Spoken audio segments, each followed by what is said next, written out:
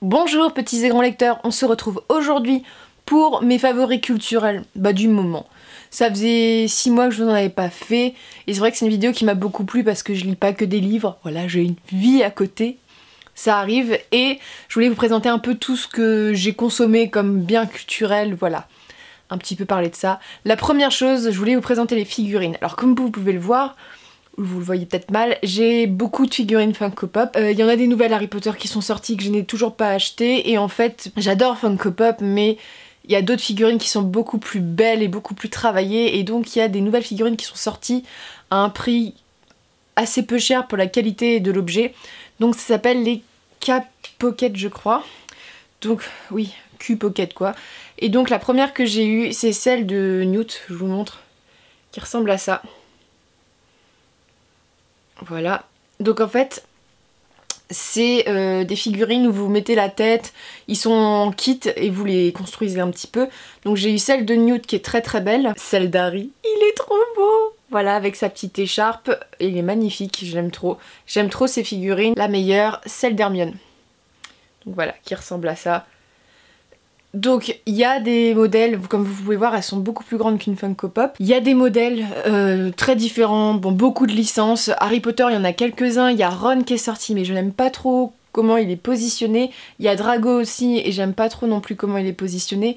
Cet été va sortir au mois d'août celle de Rogue, que j'adore. Celle d'Harry avec Edwige et Hermione dans une autre position, parce qu'elles sont assez dynamiques, c'est ce que j'aime bien dans ces figurines. Très belles, voilà, avec des... Harry, il est magnifique avec ses yeux verts. Voilà, c'est vraiment très représentatif des descriptions en plus de... comment dire, du film, mais aussi surtout des livres. Et donc voilà, je vous recommande ces petites figurines. Faut faire gaffe parce que j'ai réussi à en avoir à 23-24 € il me semble, en supermarché, hein, ou des, voilà, en espace culturel, dans des magasins Micromania. Par contre, il y a des magasins, ils sont de plus, c'est-à-dire que j'ai vu dans des magasins presque vendus à 40 balles la figurine. Donc à un moment, faut pas non plus déconner, c'est 2 fois plus cher que ce que je l'ai eu en magasin sans passer par internet. Il y a beaucoup de figurines, ils ont lancé toute une collection avec les princesses si vous êtes plutôt Disney. Une collection que je vais suivre. Les Funko Pop, je vais en racheter que quelques-unes, celles des personnages qui me manquent. Mais voilà, j'achète beaucoup moins qu'avant, et c'est vrai que elles sont moins jolies, et celles-là, c'est vrai que je prends toujours énormément de plaisir à les voir. Elles habillent la bibliothèque vachement mieux qu'une Funko Pop. Donc vraiment... très très bel investissement, j'aime beaucoup. Je me munis de mon portable pour voir tout ce que j'ai noté, parce que j'ai noté pas mal de choses.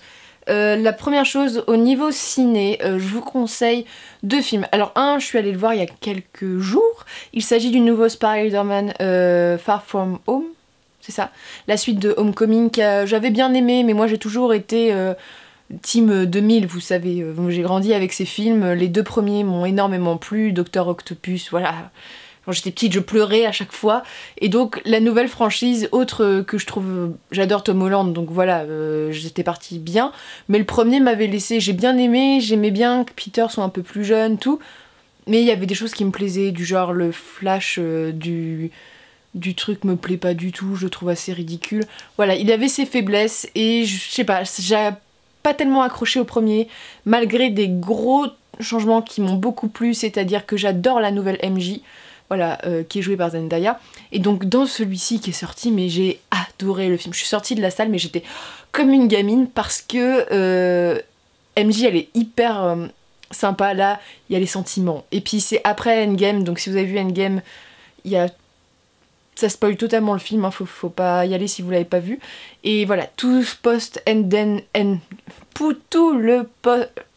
Voilà, c'est compliqué à dire, tout le post-endgame va être traité, comment Peter va devenir un super-héros et s'assumer. Être un super-héros implique de grandes responsabilités, il va faire un choix de vie.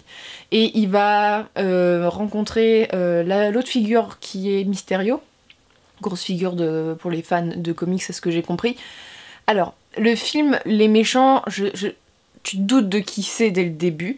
J'ai beaucoup aimé le fait que ça se passe en Europe. Alors, la France n'a pas le droit à ces clichés parce que c'est tous les clichés européens. Ils vont pas en France, donc on n'a pas ces clichés-là, mais visuellement c'est très beau. Moi j'étais impressionnée. En fait, le méchant de l'histoire, il peut contrôler, vous savez, un peu les pensées, donc il crée des univers pour plonger ses victimes dedans. Et c'est vrai que ces scènes-là, moi j'étais en mode mais c'est tellement magnifique, en plus ça s'enchaîne, faut vraiment que vous ayez voir le film rien que pour l'aspect esthétique qui est super. Tom Holland, très bon acteur, très bon Spider-Man, vraiment. Avec Zendaya ça marche très très bien, avec MJ que j'adore, je trouve que c'est un nouveau modèle de femme qui est extrêmement bien pour les jeunes filles. Vraiment un film que je vous conseille du début à la fin, et la scène post-générique. Sans vous spoiler, on retrouve un personnage très connu de Spider-Man. Quand j'ai entendu cette voix cynique, j'ai sauté dans mon siège, mais du genre, oh mon dieu. Et donc la scène post-générique est ouf, mais vraiment ouf, et donc ça, on a un troisième qui va se préfigurer. Je vous conseille. Le second film que je vous conseille, ce n'est pas du tout un film d'action, et c'est le biopic qui est sorti sur Tolkien, que j'ai vu à Paris en VO. Donc le lendemain de sa sortie, quelque chose comme ça. Alors, c'est un bon film.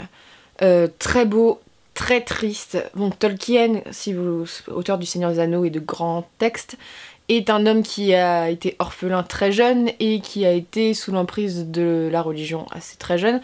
Il a été très croyant toute sa vie, et là ça raconte en fait sa période d'enfance, donc après la mort de son père, donc leur retour en Angleterre, parce que Tolkien est né en Afrique du Sud, jusqu'à ses années college, donc à l'université, et la Première Guerre mondiale, et on a un tout petit poste où il est un peu plus vieux, et très beau film. Alors, pour ma part, il y a certains petits détails, ça reste très romancé, faut pas non plus déconner, mais ça reprend l'histoire d'amour avec Edith, sa femme, très bien, ça remet très en évidence cette histoire d'amour qui est superbe, ça remet en évidence aussi tout le TBS, donc oui c'est ça, TBS, leur groupe, parce que Tolkien, ce film va suivre donc son histoire d'amour avec Edith, mais aussi sa relation à l'université et avec le club qu'il a créé avec 3 autres jeunes hommes. Ce qui est intéressant, c'est qu'il y a une certaine lutte des classes, c'est-à-dire qu'on a Tolkien qui revient d'un milieu assez pauvre, ses parents sont morts, il a pas d'argent, il a besoin de bourse, c'est compliqué, donc voilà, il y a une réflexion là-dessus, c'est voilà, il n'a pas eu la vie facile. Edith aussi est orpheline, donc ils n'ont pas de pécule du tout. Et en même temps, tu as ce côté avec ses amis qui sont extrêmement fortunés, c'est des grosses têtes, et donc chacun va avoir un rôle important. C'est-à-dire que Tolkien veut devenir écrivain, un veut devenir peintre, l'autre dramaturge, un musicien. Donc vraiment, c'est des têtes pensantes de l'art, et ils sont un peu vus comme ça. Et la Première Guerre mondiale va changer tout. Bon, moi, je savais comment ça allait finir parce que j'ai lu les 800 pages de lettres de Tolkien, donc voilà, et il en parle de ça, c'est une fin extrêmement émouvante, tout le monde pleurait dans la salle, c'est-à-dire que des mecs barbus, 200 kilos, genre avaient la larme qui coulait parce que c'est vraiment très triste, et visuellement c'est un film qui a des très beaux visuels. En fait, pendant la Première Guerre mondiale, bon, c'est ça qui m'a un peu gênée, Tolkien ne réfléchissait pas au Seigneur des Anneaux, c'était beaucoup de réflexions autour du Silmarillion qui est l'univers un peu fondateur du Seigneur des Anneaux, et là il y a beaucoup de liens avec le Seigneur des Anneaux pour que le public s'attache, mais il y a une mise en scène à la fin, une des dernières scènes, mais waouh, c'est très très beau, je vous promets que vous allez sûrement pleurer, c'est très émouvant. Un film que je vous conseille si vous voulez en apprendre un peu plus sur cet auteur et sur la période de la Première Guerre mondiale et de l'Angleterre qui a eu un point important. C'est extrêmement important de voir que les Anglais ont une stratégie assez étrange en matière de combat, c'est-à-dire qu'en France, quand il y a eu la Première Guerre mondiale, on a envoyé toutes les classes sociales, mais c'est vrai que les jeunes qui étaient de certains milieux aisés ont été un peu protégés. Voilà. Alors qu'en Angleterre, on a envoyé des jeunes de la bourgeoisie, de l'aristocratie aller sur le combat, et donc il y a eu une génération d'intellectuels, d'universitaires, de jeunes étudiants qui ont été massacrés, ce qui fait qu'il y a eu un peu... ça montre bien, et le film il parle un peu de ça aussi, qu'on a arraché une génération en fait à l'Angleterre, et notamment une génération qui aurait apporté beaucoup de choses à la culture.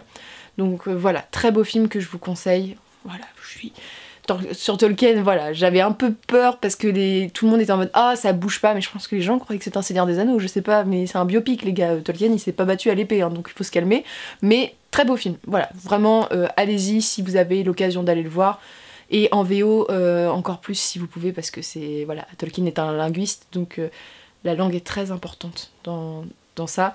Juste petit bémol sur ce film, Il a été un peu vendu comme étant un film qui parlerait peut-être du processus d'écriture sur le Seigneur des Anneaux. Moi, c'est un peu comme ça que je l'avais vu. Pas du tout. Le film en parle 2-3 fois. C'est vraiment la vie de Tolkien. Et pas vraiment la vie de Tolkien en tant qu'écrivain, mais plutôt la vie de Tolkien en tant qu'étudiant. Donc ça, il faut bien s'en rendre compte. Ensuite, je regarde le téléphone. Je crois que je vais vous parler de musique ou je vous parle de série. On va peut-être vous parler de... Je vais vous parler de séries. J'ai vu 3 séries qui m'ont marqué ces derniers mois. La première dans l'ordre chronologique, c'est The Umbrella Academy. Donc vous avez dû entendre parler de cette série qui est sortie il y a quelques mois sur Netflix. C'est adapté d'un comics. J'ai regardé parce que ça parle de super-héros. Moi j'adore les super-héros. Et surtout parce qu'un des acteurs qui joue dedans est un acteur que j'aime beaucoup, qui jouait Nathan Young dans Misfits, qui est aussi une série de super-héros, un personnage totalement déjanté. Et il y avait Ellen Page aussi, je crois, qui joue dedans. Donc de quoi ça parle? C'est l'histoire d'un monde qui est comme le nôtre, sauf qu'en fait, t'as des femmes, dès la première scène, t'as des femmes, elles nagent, elles font leur truc, et elles tombent d'un coup enceintes. Mais quand je te dis, c'est que tu passes de 0 à 9 mois en 1 minute, et elles accouchent. Donc il y a 8 enfants, ouais, un peu plus de 9 enfants, je crois, qui naissent à une date précise, à une heure précise, et tous dans des conditions qui sont surnaturelles.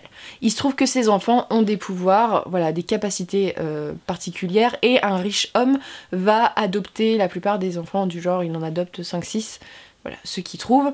Donc The Umbrella Academy, il va faire de ses petits-enfants une espèce de ligue de justice pour lutter contre le mal, sauf que ce monsieur a une éducation particulière, et la série commence quand ce dernier meurt et que tous les enfants, les enfants, les frères et sœurs adoptifs se retrouvent ensemble et doivent gérer l'enterrement.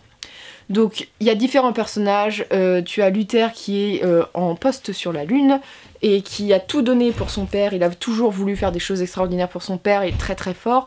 Il y a Diego qui lui est plus du côté de sa mère qui est un robot dans l'histoire et qui est un peu contre son père, il est amoureux d'une policière, voilà, c'est le personnage que j'ai moins aimé de la série. Il y a le personnage joué par Ellen Page qui est la seule sans pouvoir, qui est un peu bolossée par tout le monde et qui a une vie, elle est sous antidépresseur, elle est très dans la panique, tout ça, donc un peu compliqué. Et il y a une jeune femme qui est devenue star, voilà, elle est devenue star. Son pouvoir à elle, c'est de dire j'ai entendu une rumeur, et en fait, qu'en disant la rumeur, elle peut contrôler un peu les gens, ou du moins, voilà. Et elle devient une star, elle n'a plus la garde de sa fille pour une raison que vous découvrirez dans la série. Et enfin, il y a Klaus, qui est mon personnage préféré, joué par l'acteur qui joue Nathan Young, un drogué qui peut parler avec les morts, donc il est un peu fou, il est toujours en cure de désintox, on voit qu'il a envie de crever, et en même temps il y avait un autre enfant qui s'appelait Ben et qui est décédé, on ne sait pas trop comment. Et le dernier c'est Five, donc numéro 5, parce qu'ils étaient tous par des numéros, tu sais, autant comme ça, qui a disparu. Voilà, il a disparu et lui il pouvait voyager dans le temps. Donc voilà, il n'est jamais revenu. Et tout va changer quand Five va revenir. Et prophétie, apocalypse, tout ça. Très bonne série d'action, avec beaucoup de musique, des personnages assez attachants, ils sont tous très différents, et c'est vrai que ils sont tous attachants de leur manière. Moi j'ai moins accroché avec Diego, c'est vrai que c'est assez drôle parce que par exemple Five est un enfant, et quand il revient, il est prisonnier dans un corps d'enfant, alors que maintenant c'est des adultes, hein, ils ont presque 30 ans, ce qui fait qu'il a des réactions, du genre il boit du café, il insulte, très très drôle. Très triste aussi, il y a des scènes extrêmement tristes, notamment avec Klaus, Ben, des personnages qui souffrent, et voilà, il y a tout pour faire une série bonne, de l'action, de la bonne musique, une intrigue qui se tient, des personnages avec des super pouvoirs, et voir le contrepartie des super pouvoirs, est-ce qu'il faut les utiliser, pas les utiliser, il y a la figure du père, de l'héritage aussi qui est vachement mis en avant. Moi j'ai beaucoup aimé, j'attends la saison 2 avec impatience, je vous en dis pas plus. Allez voir cette série, elle est 7-8 épisodes, ça se bouffe hyper facilement, hyper dynamique, j'ai adoré. La deuxième série en termes de visionnage, je l'ai vue j'ai fini il y a pas très longtemps, donc c'est Stranger Things, la saison 3. Je suis une grosse fan de Stranger Things, depuis la première saison, j'avais regardé la première saison quand elle était sortie, parce que dès qu'il y a les années 80, je me suis dit il y a de la bonne musique donc je vais regarder, et c'est vrai que j'ai beaucoup accroché à la première saison, j'ai surkiffé la deuxième et j'ai beaucoup aimé la troisième. Je sais pas pourquoi je l'ai un petit peu moins aimé que la deuxième. Voilà, Stranger Things, je vous raconte pas ce que c'est, mais en clair, dans la 3e, on suit ce groupe d'enfants qui a grandi vers l'adolescence, et ce qui fait que j'ai beaucoup aimé dans la série toutes les interactions entre les personnages. En fait, tout ce qui était avec l'Upside Down, donc le côté un peu fantastique, j'ai bien aimé, mais c'est pas ce qui m'intéressait le plus. Gros coup de cœur sur le personnage de Steve, qui est mon personnage préféré depuis le début en fait, parce que c'est le quarterback, le mec hyper populaire qui devient un cas social un peu. Il me fait extrêmement rire, très très drôle dans cette saison, il est formidable. J'aime beaucoup Dustin aussi, et je trouvais ça extrêmement bien qu'il traite des difficultés de tenir une amitié d'enfance. Voilà, chacun évolue, notamment il y a Will, donc le petit garçon qui avait été enlevé dans le premier, qui lui a du mal à s'adapter aux relations de ses amis. Lui, il est pas intéressé par les filles, et ce qui est bien, c'est qu'ils le disent dans la série. Donc je sais pas s'ils vont introduire un personnage homosexuel ou pas, mais voilà, il y a ce côté un peu rompre les liens, grandir. C'est une série qui parle aussi du fait de grandir, de passer des étapes. C'est une série aussi, j'ai trouvé que c'était vraiment girl power sur les bords, ils ont vraiment voulu faire un truc du genre un peu féministe. Et voilà, il y a des très belles relations entre les personnages, il est très très triste, voilà, cette série est très très triste. J'ai explosé en larmes dans le dernier épisode parce qu'il y a 2 personnages qui meurent, dont voilà, c'était mes préférés. Dans l'épisode d'avant aussi, c'était extrêmement triste. Donc voilà, il y a des morts, c'est beau, la lettre de fin est très très belle. Voilà, très bel épisode le dernier. Beaucoup de musique sympa, des personnages attachants et une intrigue. J'attends de voir parce que là, je crois qu'il y a que 4 saisons, donc ça sera la dernière qui va sortir. Et j'espère qu'avec l'Upside Down, ils vont réussir à me faire quelque chose de pas mieux, mais en fait je voyais pas trop le lien. Il y a une histoire avec les Russes et je vois pas trop le lien en fait avec les Russes. Je comprends très bien que ça se passe dans les années 80, on est en pleine guerre froide avec les Américains et ils avaient besoin de parler de la lutte russe, mais je vois pas trop le lien en fait avec ça. Donc je verrai la suite, tout ce qui est sur les jeunes, leur évolution, la relation entre les personnages, même adultes, j'ai adoré Alexei, donc le petit russe dans l'histoire. Beaucoup de choses très drôles, voilà. J'ai eu des moments de frisson parce qu'il y a quand même, il est très dégueu le monstre de cette saison. Moi il me met très mal à l'aise, quand c'est un peu gluant, tout ça j'aime pas trop. Moi j'étais un peu en mode, ah c'est un peu dégueu tout ça. Donc voilà, ça il est un peu plus dégueu, mais j'ai hâte de voir la saison 4, mais je vous conseille. Et enfin la dernière série, c'est une série avec des acteurs très connus, donc David Tennant et l'autre je ne sais plus comment il s'appelle. Ça s'appelle Good Omens. C'est un livre que je vais lire parce que ça m'a très donné envie de lire, de Neil Gaiman, qui avait écrit la mythologie nordique, mais aussi un livre que j'ai lu qui s'appelle American Gods et qui a été adapté aussi par Amazon Prime. Alors là on est sur du Amazon Prime. Good Omens, c'est très très simple comme départ. C'est l'histoire d'une amitié entre un démon et un ange. Le premier épisode, on suit donc cet ange et ce démon qui sont au jardin d'Éden. Et l'ange va donner son épée de feu aux hommes quand ils sont chassés du paradis, alors que le démon en fait c'est le tentateur, s'est transformé en serpent. Et le postulat de base c'est, est-ce que l'ange a fait quelque chose de mal en donnant le feu destructeur aux hommes, et est-ce que le serpent, donc le mâle, a fait quelque chose de bien en disant aux hommes, en les ouvrant à la connaissance et en les poussant à l'extérieur du jardin d'Éden. Donc toute la série va parler du bien et du mal, voilà, c'est très bien fait. Donc en fait cet ange, les démons sont envoyés par... ils ont chacun leur camp, hein, tu vois les anges, voilà, et puis les démons en dessous. Et le postulat fait que de nos jours, un des démons va avoir le démon qu'on suit va avoir la tâche d'emmener l'antichrist dans une famille d'humains, sauf que lui il est pas du tout ok pour l'antichrist et tout ce genre de trucs parce qu'il aime bien la terre, et en fait son meilleur ami est un ange et qu'il a pas envie d'une guerre entre les deux, et l'ange quant à lui n'a pas envie non plus qu'il y ait l'antichrist et qu'on règle, parce que les anges veulent aussi la fin du monde pour que le conflit soit réglé et qu'un camp gagne sur l'autre. Et donc l'ange, lui, il adore la terre, il adore bouffer, boire du vin, et puis il y a ce démon où ils sont leurs relations, du genre, ils se disent qu'ils s'aiment pas, mais ils sont très amis. Alors des fois, il y a beaucoup de ship, hein, mais c'est vraiment une très belle amitié entre eux, mais voilà, ils ont pas le droit. Et donc, ils vont donner l'antichrist à la famille, sauf que ces cons se trompent d'enfants, du genre il y a un micmac avec les enfants, ce qui fait que ils surveillent le mauvais enfant, et donc l'apocalypse arrive bientôt. On va suivre le personnage d'une sorcière, on va suivre le personnage l'héritier d'un, comment on appelle ça, un inquisiteur, beaucoup de personnages différents. C'est une question qui parle de la religion, et je trouve que si on n'est pas religieux, ou si on a quand même de l'humour malgré qu'on soit religieux, je dis pas qu'on peut être religieux sans avoir d'humour, mais voilà, si on accepte d'avoir aussi des traits d'humour sur sa religion, c'est une très bonne série qui pointe du doigt certains moments critiquables de la Bible aujourd'hui, qui est très drôle, avec des acteurs qui sont formidables, donc des acteurs anglais très connus, et cette espèce de relation entre le l'ange et le démon est extrêmement touchante comme amitié, je la trouve très délicate et très belle. C'est toujours, le démon vous savez il lance des petites piques mais c'est toujours avec grâce, et l'ange c'est toujours, il va lancer des piques aussi mais avec grâce. Très belle chose, et on voyage beaucoup dans le temps, c'est-à-dire qu'ils vont être un peu présents partout dans les moments cruciaux, et juste une scène qui m'a beaucoup plu. Donc il y a la crucifixion de Jésus, et donc Jésus est sur la croix en train de se faire percer, et donc les deux sont là, et le démon dit j'ai emmené Jésus voir le monde entier parce qu'un simple berger il a dit j'essaie de le tenter mais il a pas réussi, voilà, à sombrer. Et il dit à l'ange mais pourquoi il le tue, parce qu'il a pas été tenté par moi, je comprends pas.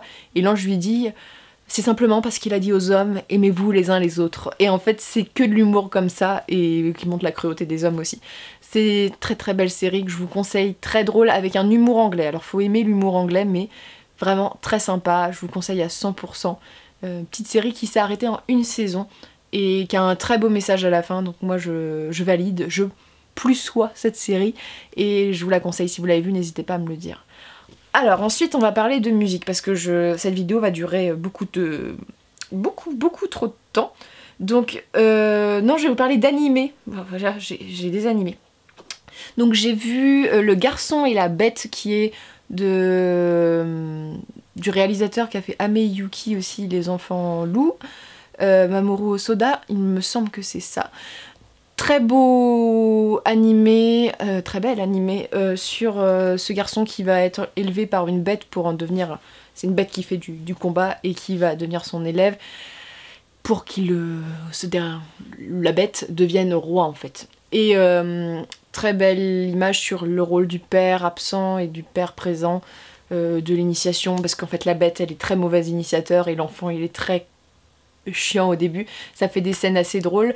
Le monde du bestiaire animal est très beau, les dessins sont très beaux, les scènes de combat sont très bien rythmées, c'est magnifique. Et voilà, à un moment il va revenir dans le monde des humains, il va devoir faire un choix. C'était magnifique au niveau des couleurs, tout, un très bon animé. J'aime beaucoup Hosoda, donc je vous le conseille. Je vais essayer de faire bref maintenant. Ensuite j'ai vu un animé, alors là il faut que je les lise parce que c'est des noms en japonais. Donc le premier c'est Kaguya Love is War. Alors je crois que si vous tapez Love is War c'est tout. Donc je vous mettrai en barre d'infos. C'est un animé qui est sorti il y a quelques mois. C'est un shoujo où en fait c'est assez drôle comme postulat. Je vais juste vous raconter le postulat parce que ça devrait vous piquer un peu. C'est l'histoire d'une jeune fille et d'un jeune garçon. Lui il est président de l'école. Vous savez qu'ils sont présidents d'école au Japon, les écoles sont faites comme ça, et elle est sous-présidente. Elle, c'est la fille d'un très grand homme très riche, et lui, c'est un boursier. Ils sont amoureux l'un et l'autre, sauf que le premier qui se déclare en fait va être le soumis du couple, et aucun des deux ne veut être voilà, le soumis du couple, et ça donne des situations très drôles. À chaque épisode, ça parle d'un thème de l'amour japonais, donc la scène du parapluie, la déclaration, c'est très drôle, et il y a des petites piques, c'est assez humoristique, il y a des jeux de mots, moi j'ai adoré, il y a des épisodes mais j'en pleurais de rire, mais vraiment j'en pleurais de rire tellement c'est vraiment l'amour mais avec une vision de la guerre, tu vois, stratégique, et c'est hyper drôle, c'est très bien fait, je vous conseille ce manga. Ensuite j'ai vu un autre manga, en animé je regarde beaucoup de shoujo, et je trouve pas grand chose qui me plaît en ce moment. L'autre c'est Wataku ni moi wa Musakashi. Donc c'est l'histoire d'une otaku mais qui est très très jolie et qui n'ose pas dire qu'elle est otaku parce que toutes ses relations amoureuses se brisent. Elle rentre dans une entreprise et retrouve un homme qu'elle connaît depuis qu'elle est petite, un ami, et donc c'est que des otaku. En fait, elle va se rendre compte que tous ses collègues sont des gros otaku, mais différents otaku de différents personnages très très drôles. Donc c'est une histoire d'amour humoristique, shoujo, très plaisant. Regardez l'été, je vous conseille vraiment ce shoujo. Et je vous mettrai des affiches, hein, je vais essayer de faire quelque chose de bien. Et c'est vrai que je les ai visionnés avec beaucoup de plaisir. Et je vous le conseille aussi. Alors ensuite, je vais vous parler de musique, enfin, parce qu'en fait, j'ai prévu trop de choses. Juste à noter, je vous parle du manga Lore Olympus. Je fais une vidéo là-dessus, je vous conseille de le regarder. C'est un super manga je crois que c'est mon préféré de toute ma vie. Donc je vous le conseille à fond, il est gratuit et tu peux le lire gratuitement en anglais. Ensuite, je vais vous parler de musique, 2 artistes. Bon, le premier c'est un groupe, j'aime bien le métal comme je vous avais dit dans mes recommandations culturelles, et Rammstein qui est un groupe de métal que j'écoute depuis que j'ai 11-12 ans, m'a toujours fascinée. J'ai une grosse fascination pour Rammstein. Quand j'étais petite, c'était la violence incarnée pour moi et j'étais fascinée par le chanteur, la voix, la musique, les concerts pyrotechniques.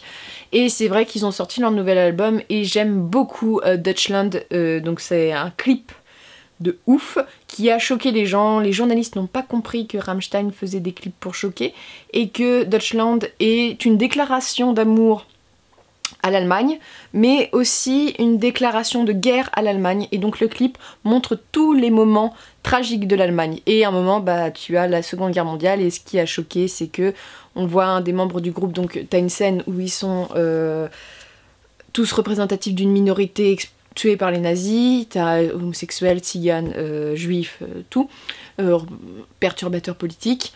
Et donc il y en a un qui est pendu. Rammstein c'est extrêmement violent dans les clips, mais le clip est magnifique. Et la fin du clip, si vous le regardez entièrement, il y a ma chanson préférée de Rammstein, et peut-être de tous les temps, qui est jouée au piano, qui s'appelle Sonne. Sonné, je ne parle pas allemand, mais magnifique chanson, très dans les du Rammstein tout arraché. Donc si vous aimez un peu la musique qui crie mais en n'étant pas vomitive et magnifique, avec des sons de guitare électrique, allez-y. Enfin, je vais parler aussi d'une artiste que j'écoute depuis 1 an et demi, 2 ans, qui n'était pas du tout connue en France depuis, et là j'ai l'impression qu'elle fait un petit bout, mais je suis hyper contente. Elle s'appelle Billie Eilish, alors je sais pas si je le prononce bien. Et ma chanson préférée c'est Lovely, qu'elle a fait en duo avec un artiste qui est une des plus belles chansons qui a été faite ces dernières années. Et c'est une jeune femme qui a la particularité de chanter très bien, d'avoir des clips extrêmement bien travaillés. Alors je sais que You See Me in the Crown, faut pas être arachnophobe, voilà, je vous le dis. Et très très beau clip avec une esthétique très travaillée. C'est une jeune fille qui souffre de dépression depuis des années, donc en fait ses musiques sont un peu comme Lana Del Rey, vous savez, extrêmement triste et un peu mélancolique. Elle, c'est vraiment très triste. Les textes sont très tristes aussi. Donc je vous conseille Lovely, When the Party is Over, You See Me in the Crown. Il y a j'allais dire Bad Boy, mais c'est pas Bad Boy. Bad Guy qui est sorti, qui est hyper rythmique, et Bury a Friend qui est sorti, qui fait beaucoup de buzz. C'est une artiste qui a beaucoup de talent, une jeune fille, je crois qu'elle a à peine 18 ans, hein, je suis même pas sûre qu'elle soit encore majeure. Très très bien, je vous conseille si vous aimez ce genre de musique. Moi pour écrire, je trouve que c'est hyper inspirant, j'aime beaucoup ce qu'elle fait. Donc en musique, je vous conseille vraiment cette artiste. Et en visite, j'ai pas fait de musée, mais je voulais vous parler de 2 endroits que j'ai visités. Ce sont des jardins. Alors moi j'aime les fleurs et je suis éduquée dans un contexte de jardinage chez moi. Et donc il y a 2 jardins que j'ai visités. Le premier c'est le jardin de Valloire qui se trouve en Picardie. Donc c'est un jardin qui se trouve à côté d'une abbaye cistercienne très très belle. Un jardin où vous pouvez pique-niquer avec des allées de roses magnifiques. Le site est très bien fait, c'est très bien indiqué. des cerisiers en fleurs, il paraît le printemps, moi je suis pas allée mais très beau. Il y a tout en haut des jardins à thème, des jardins à senteur, à saveur. C'est un super moment en famille si vous les emmenez, c'est très très beau, très bien entretenu. Bref, c'est un très beau jardin et je voulais vous parler d'un deuxième jardin qui se trouve à côté de Dieppe et qui est un de mes jardins préférés. C'est les Parcs des Moutiers, c'est un jardin que je fais depuis que je suis petite et là j'y suis retournée et coup de cœur encore. C'est plutôt un parc avec des... Vous verrez sur Instagram, j'ai mis des photos du jardin du Parc des Moutiers avec des glycines magnifiques, jardin très anglais. Donc c'est un jardin voilà, dans l'esprit anglais, très sauvage, très beau, avec beaucoup de roses, de buissons, de fleurs colorées. Vous pouvez y passer facilement 2-3 heures à vous balader. C'est très sympa pour s'aérer une après-midi, c'est à côté de la mer, donc il fait toujours un peu frais.